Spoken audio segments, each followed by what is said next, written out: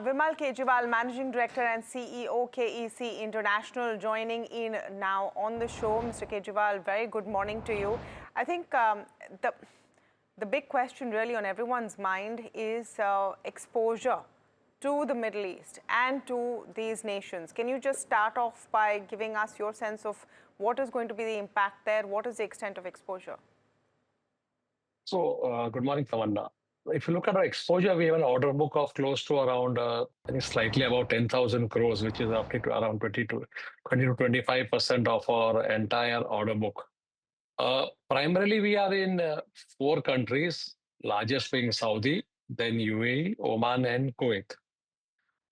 If you look at what is happening on the ground, and I presume that's your next question, is that Saudi, I'll say almost all the projects are, as of now, going on very well, except one or two projects which are very close to the refineries and all that, where we are going a bit slow. Oman is going on well. Kuwait, we have almost finished the project. I think UAE is where we have a situation of stop and start. So some of the projects are going on very well. There are other projects which are closer to the, let's say, a data center or a crude refine or a oil field, etc., where we keep on getting orders to stop and start. So whenever there's something, then they say, okay, why don't you stop for some time? Then you again restart. So I think UAE is the only place where we are having some physical challenge in terms of stop and start. Also, we have a factory in Dubai, which has been going on well. We stopped it, I think, for 1 day or 1.5 days at the start of the war when they said that why don't you stop it? But now it's been running well. So in terms of, I'll say project revenues on the ground, there will be some impact, but it would be marginal in terms of the physical execution piece. Kejriwal, thank you for that detailed response. But can I ask you to quantify the proportion of order book which has exposure to countries which are now at the receiving end of missiles and drones right now? So I said it's around 22% or something like that. Roughly, we are at around 10,000 and odd in terms of the order book to these four countries. And okay, that's where the exposure is. Okay, okay, understood. And is there any kind of indemnifying feature in your contracts in these countries?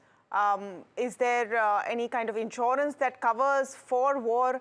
I'm just trying to understand if things get worse, how does it pan out for you? Because right now it doesn't seem like things are improving anytime soon. So a couple of things are there. One is obviously you have a force majeure clause, which is there once work stops on account of war and such a calamity. So that contractually there you are protected from the client side if the work is stopped and you're incurring extra expenditure, etc. So that's one part of it. Secondly, you always have a what you call an all risk insurance with all your projects. So if there's any damage to any material or something, you are always covered by the insurance. So I don't think any loss of material and unfortunately, if anything happens on the manpower is not covered by insurance. If that's the question. Even if that was not the question, just like to get that detail, Mr. Kejriwal, you are saying that not everything is insured. Are you? No, I didn't say that. I said that we have an insurance both for material as well as for people. Okay. So I'm not worried about. Plus, I said contractually, we also have a force majeure clause. Got it. So, in case, let's say your overhead expenses, they are not covered by insurance in that fashion. Okay. But then they'll get covered by the client force majeure clauses. Fair point. Mr. Kejriwal, this might be almost an impossible time to have conversations with clients, but I mean, in terms of everybody knowing things. But what are these conversations like? Because I'm sure you are talking to your clients and your clients are talking to you. What are the conversations like? Are people on pause mode until things clear, or what are the conversations like? So to be fair, right now, everything is on pause. Okay. Right now, people are talking more about protecting what they have. Like I'll tell you a simple example. We were doing a shutdown work in one of the countries, and they said, please return the shutdown because we want continuous power everywhere.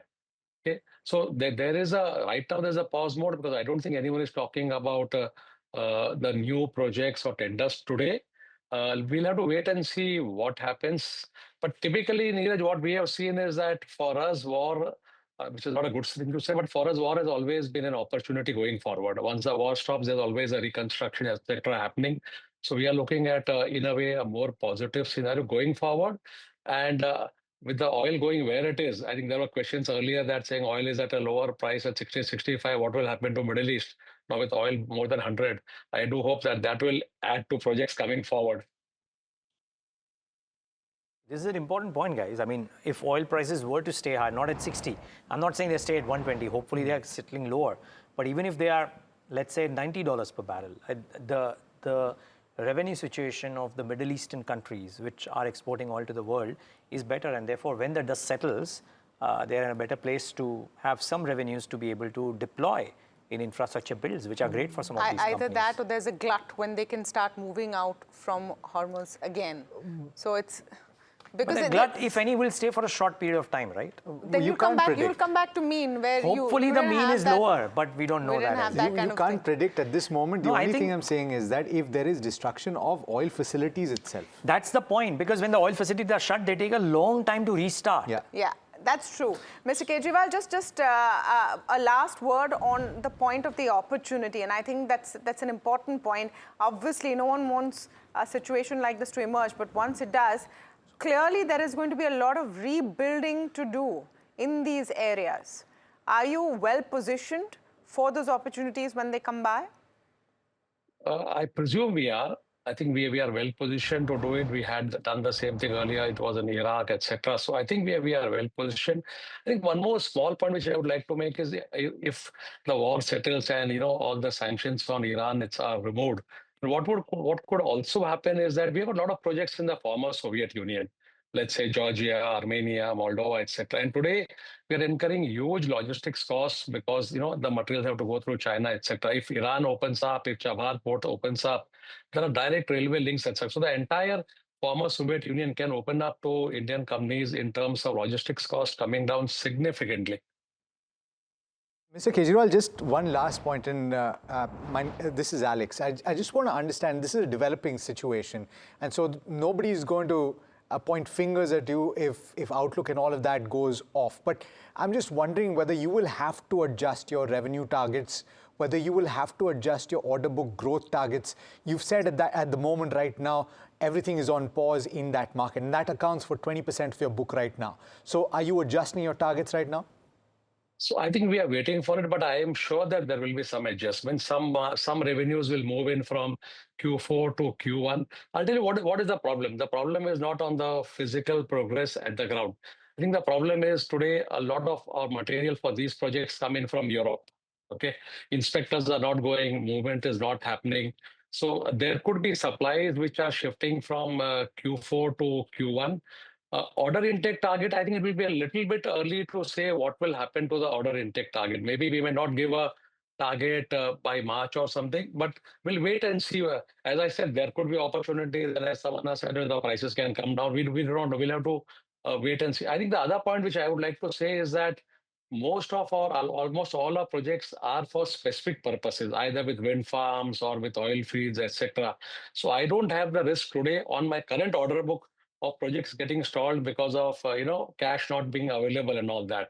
But we cannot say the same thing about tomorrow. I think it will be probably another 15 days or 4 weeks or 5 weeks whenever there is a clarity on the order book side. Revenue, yes, some revenue could definitely spill over from Q4 to Q1 because of postponement. The advantage as an EPC company is that I don't lose the revenue.